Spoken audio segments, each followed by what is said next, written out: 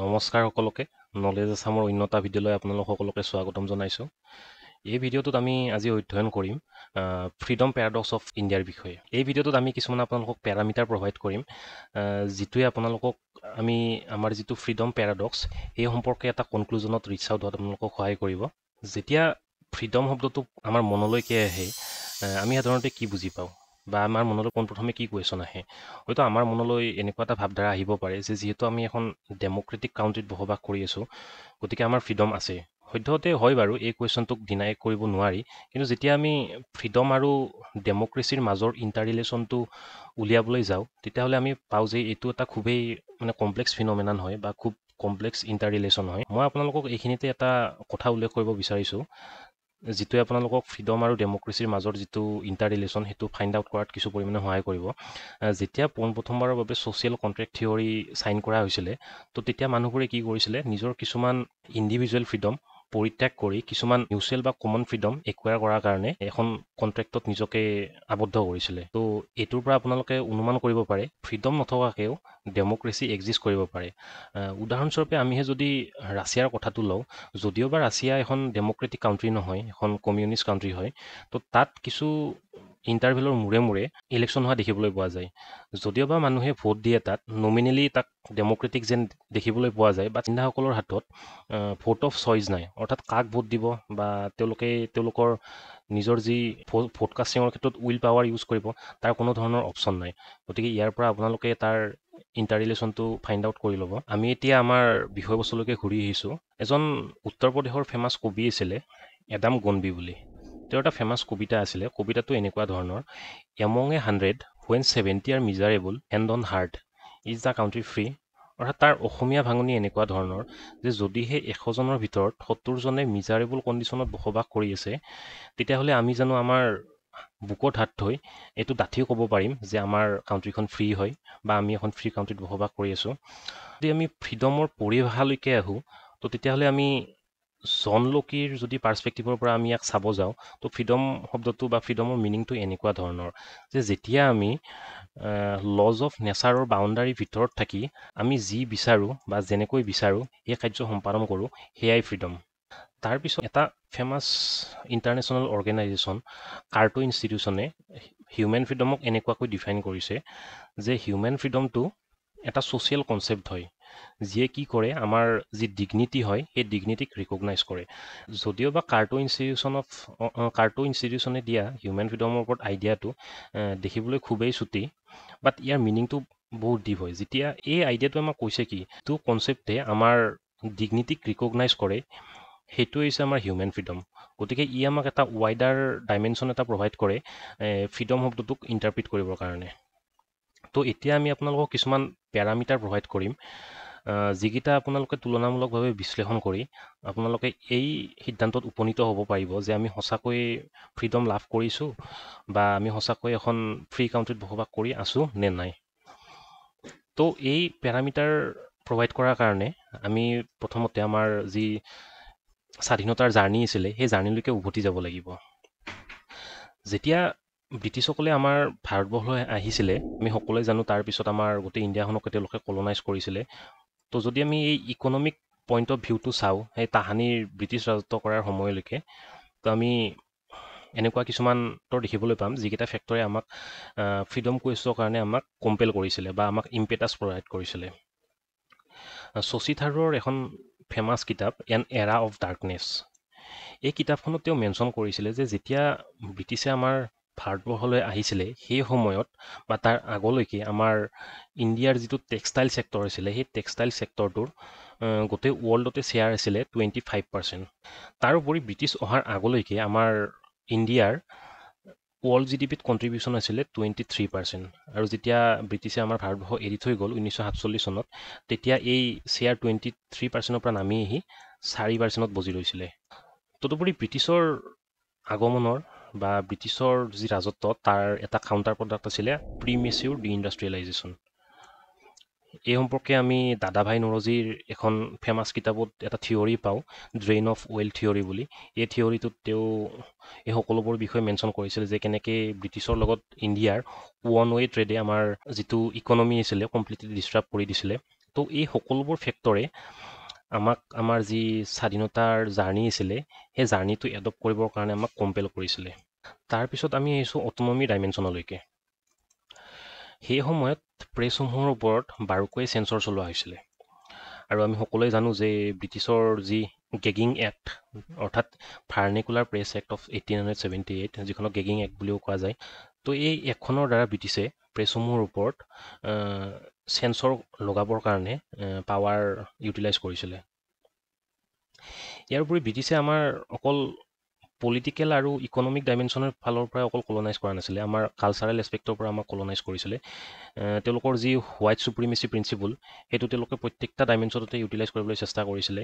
Even তেওঁলোকে আমাৰ যিটো আৰ্য সভ্যতা আছিলে সেই আৰ্য সভ্যতাৰ ওপৰত তেওঁলোকৰ হোৱাইট চুপ্ৰিমেচিৰ প্ৰভাৱ পেলাবৰ কাৰণে আৰিয়ান ইনভেজন থিয়ৰী তেওঁলোকে আমাক দিছিলে, য'ত তেওঁলোকে মেনশ্যন কৰিছিলে যে আৰিয়ানসকল সাধাৰণতে ইউৰোপৰ পৰা আহিছিলে, তাৰপিছত ইয়াতে তেওঁলোকে নিজকে তেওঁলোকৰ যি চুপ্ৰিম চিভিলাইজেশ্যন সেয়া এষ্টাব্লিছ কৰিলে।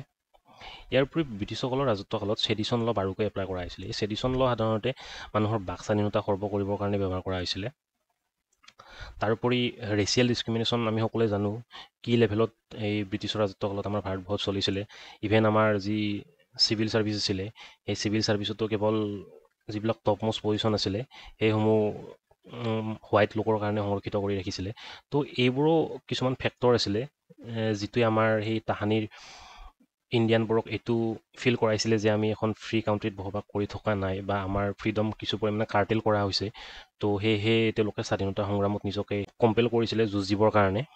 তাৰপিছত আমি আহিছোঁ এতিয়া বৰ্তমান স্কিনাৰিঅলৈকে।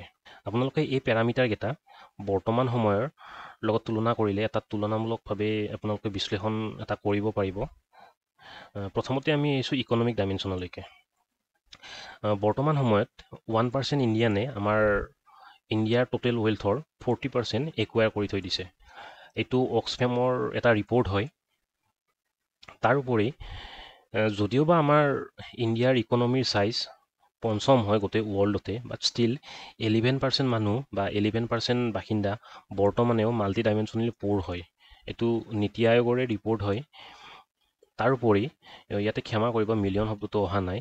প্ৰত্যেক দিনাই 19 মিলিয়ন ভাৰতীয়ই উইদাউট এনি ফুড গ' টু দ্য বেড, অৰ্থাৎ তেওঁলোকে নিজৰ এমটি পেটেৰে বা এমটি ষ্টমাকেৰে শুবৰ কাৰণে তেওঁলোক পৰিস্থিতি বাধ্য কৰায় ডেইলি। তাৰপিছত আমি আহিছোঁ বৰ্তমান আমাৰ যি অট'নমিৰ ডাইমেনশ্যন সেইটোলৈকে। যদিহে আমি হিউমেন ফ্ৰীডম ইণ্ডেক্স চাওঁ 2023 চনৰ, তেতিয়াহ'লে পাওঁ যে আমাৰ ইণ্ডিয়াৰ পজিশ্যন 109 হয় আউট অফ 165। আৰু আটাইতকৈ আচৰিত কথা এইটো যে বিগত 2015 চনৰ পৰা বৰ্তমান সময়লৈকে আমাৰ এই পাৰফৰ্মেঞ্চ অৰ্থাৎ হিউমেন ফ্ৰীডম ইণ্ডেক্সৰ আমাৰ পাৰফৰ্মেঞ্চ 9% কমি গৈছে।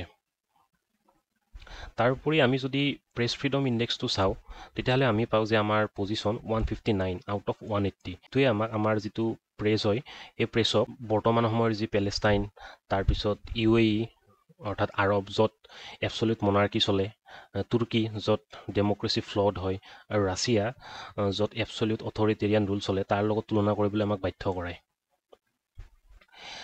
ইয়াৰ উপৰি বিগত 2003 চনৰ পৰাই আমাৰ এই ফ্ৰীডম ইণ্ডেক্সৰ ৰেংকিং 100ৰ ওপৰত আছে।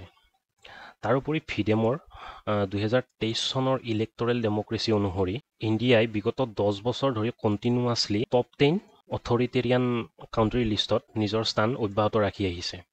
তাৰপিছত আমি আহিছোঁ জেণ্ডাৰ ডিছপাৰিটিৰ ফাললৈকে। 2024 চনৰ যি জেণ্ডাৰ গেপ ৰিপৰ্ট এয়া পাব্লিছ কৰিছে ৱৰ্ল্ড ইকনমিক ফৰামে, সেই অনুসৰি আমাৰ ইণ্ডিয়াৰ ৰেংক হৈছে 129। তদুপৰি ৱৰ্ল্ড ইকনমিক ফৰামে এইটোও কৈছে যে যদিহে বৰ্তমান যিটো সময়ত ইনিচিয়েটিভ লোৱা হৈছে বা চলি আছে জেণ্ডাৰ গেপটো ৰিডিউচ কৰাৰ কাৰণে, তেতিয়াহ'লে আমি জেণ্ডাৰ পেৰিটি এচিভ কৰিবৰ কাৰণে প্ৰায় এপ্ৰক্সিমেটলি 134 ইয়াৰ্ছ লাগিব। ইয়াৰ উপৰি এটা ৰিপৰ্ট অনুসৰি প্ৰত্যেক বছৰে আমাৰ ইণ্ডিয়াত 33,707টা ৰেপ কেছ ৰেজিষ্টাৰ্ড হয়। এইকেইটা ৰেজিষ্টাৰ্ড ৰেপ কেছ, আনৰেজিষ্টাৰ্ড হৈ কিমান কেছ তেনেকৈ নাইকিয়া হ'ল সেয়া আমি কোনোৱে নাজানো। ইয়াৰ কিছুদিন আগতে আমি শুনিবলৈ পাইছিলোঁ যে ৱেষ্ট বেংগলত কেনেকৈ এখন হস্পিটেলত এগৰাকী ডক্টৰক ৰেপ কৰি হত্যা কৰা হৈছিলে। তো এই সকলোবোৰ বস্তুৱে আমাৰ মানৱ সভ্যতাৰ যি আগৰ বৰ্বৰতাপূৰ্ণ নেচাৰ আছিলে এই নেচাৰসমূহ ফুটাই উঠে। আচলতে ৰেপ এটা ইণ্ডিভিজুৱেল ক্ৰাইম নহয়, গোটেই এটা ছ'চাইটিয়েল ক্ৰাইম হয়। গতিকে গভৰ্ণমেণ্টে ষ্ট্ৰিক্ট ইনিচিয়েটিভ লোৱা উচিত ইয়াক সম্পূৰ্ণৰূপে ডিমিনিছ কৰাৰ কাৰণে বা নাইকিয়া কৰাৰ কাৰণে। ইয়াৰ উপৰি ৰেপ কেছৰ যিবিলাক মেজৰ ভিক্টিম হয় তেওঁলোক সাধাৰণতে 18 পৰা 30 বছৰ বয়সৰ ৰেঞ্জৰ হয়। তাৰ উপৰি ইয়াতকৈ আচৰিত কথা হৈছে যে 1/3 of rape victims are below' 18 years, অৰ্থাৎ তিনিজনী ছোৱালীৰ যদি ৰেপ হয় তাৰ এজনী ছোৱালীয়ে 18 বছৰ তলৰ অৰ্থাৎ মাইনৰ হয়। তাৰপিছত আমি আহিছোঁ লেজিছলেটিভ ডাইমেনশ্যনলৈকে। লেজিছলেটিভ ডাইমেনশ্যনৰ পৰা অৰ্থাৎ যদিহে আমি আমাৰ যে কলনিয়েল এৰাত যিবোৰ ল বা লেজিছলেশ্যন পাছ হৈছিলে সেইসমূহৰ পাৰ্চপেক্টিভৰ পৰা আমি বৰ্তমানৰ লেজিছলেচাৰসমূহ অধ্যয়ন কৰোঁ, বৰ্তমান এক্সিষ্টিং লৰ লগত কলনিয়েল এৰাৰ লৰ কিছুমান চিমেট্ৰি দেখিবলৈ পাম। প্ৰথমখন হৈছে ASPA, arm force special power act. সাধাৰণতে ASPAখন ব্ৰিটিছে 1942-43 চনত কুইট ইণ্ডিয়া মুভমেণ্ট ছাপ্ৰেছ কৰিবৰ কাৰণে পোনপ্ৰথমবাৰৰ বাবে তেওঁলোকে এনাক্ট কৰিছিলে। ইয়াৰ উপৰি ASPAৰ ভয়াৱহতাৰ বিষয়ে আমি ইয়াৰ পৰা অনুমান কৰিব পাৰিম যে 2003 নে 2004 চনত কিছুমান মিজোৰামৰ মহিলাই প্ৰটেষ্ট এটা চলাইছিলে। প্ৰটেষ্টখনত তেওঁলোকে কিছুমান বেনাৰ লগাইছিলে য'ত তেওঁলোকে মেনশ্যন কৰিছিলে যে ইণ্ডিয়ান আৰ্মি ৰেপ আছ। তো ইয়াৰ দ্বাৰা আপোনালোকে ASPAৰ ভয়াৱহতাৰ বিষয়ে জানিব পাৰে বা অনুমান কৰিব পাৰে। তাৰপিছত আন এখন এক্ট হৈছে উপা এক্ট। এই উপা এক্টখনৰ আন্ধাৰত কিছু বছৰ আগতে এজন কাশ্মীৰী জাৰ্নেলিষ্টে কাশ্মীৰৰ জনসাধাৰণৰ যি দৈনন্দিন লাইফ সেই লাইফৰ ওপৰত এখন তেওঁ ডকুমেণ্টাৰী ফিল্ম বনাইছিলে। সেই সময়ৰ যি ৰুলিং পাৰ্টি আছিলে সেই ৰুলিং পাৰ্টিয়ে এই বিষয়টোত ক্ৰোধান্বিত হৈ সেই জাৰ্নালিষ্টজনক উপা এক্টৰ আন্দাৰত জেললৈ নিৰ্বাহিত কৰিছিলে। তাৰপিছত যেতিয়া হাছৰথত এটা ৰেপ কেছ হৈছিলে সেই ৰেপ কেছটো কাভাৰ কৰাৰ কাৰণে এজন জাৰ্নালিষ্টক চৰকাৰে পুনৰ জেললৈ নিৰ্বাহিত কৰিছিলে। তো আপোনালোকে ইয়াৰ দ্বাৰাও উপাৰ দ্বাৰা গভৰ্ণমেণ্টে কেনেকৈ ডিক্টেটৰশ্বিপ টেণ্ডেঞ্চি একুৱায়াৰ কৰিছে সেইটোৰ বিষয়ে আপোনালোকে এটা আভাস পাব পাৰে। তাৰপিছত আমি আহিছোঁ কালৈকে চিটিজেনশ্বিপ এমেণ্ডমেণ্ট এক্ট। সাধাৰণতে এই এক্টখনৰ দ্বাৰা আমাৰ ইণ্ডিয়াৰ যিটো ছেকুলাৰ আউটলুক সেই আউটলুকটোক স্ক্ৰেপ কৰিবলৈ বিচৰা হৈছে। এয়াও বহু পলিটিকেল বিশেষজ্ঞৰ বা ৰাজনৈতিক বিশেষজ্ঞৰ কিছু মতবাদ হয়। তো আমি আপোনালোকক এই পেৰামিটাৰকেইটা প্ৰভাইড কৰিলোঁ যাৰ দ্বাৰা আপোনালোকে এটা কনচেনচাছত উপনীত হ'ব পাৰিব যে আমি সঁচাকৈয়ে এখন এনেকুৱা কাউণ্ট্ৰিত বাস কৰি আছোঁ য'ত ফ্ৰীডম এক্সিষ্ট কৰে নে নকৰে। যদিওবা ফ্ৰীডম শব্দটো শুনিবলৈ খুবেই সহজ, ইয়াৰ ফিলচফিকেল মিনিংটো খুবেই ডিপ হয় আৰু ইয়াৰ ইমপ্লিমেণ্টেশ্যনটো বা গভৰ্ণমেণ্টে ইয়াক ছিকিউৰ কৰাটো তাতকৈও কঠিন। গতিকে আপোনালোকে ইনফৰ্ম চিটিজেনৰী হিচাপত এই সম্পৰ্কে এৱাৰ হোৱাটো খুবেই উচিত যে আমি সঁচাকৈ আমাৰ ফ্ৰীডম কাৰ্টেল কৰা হৈছে নে এতিয়াও ফ্ৰীডম এক্সিষ্ট কৰি আছে। তো আজিলৈ ইমানখিনি আছিলে। নেক্সট আকৌ আমি পৰৱৰ্তী ভিডিঅ'ত লগ পাম। ধন্যবাদ।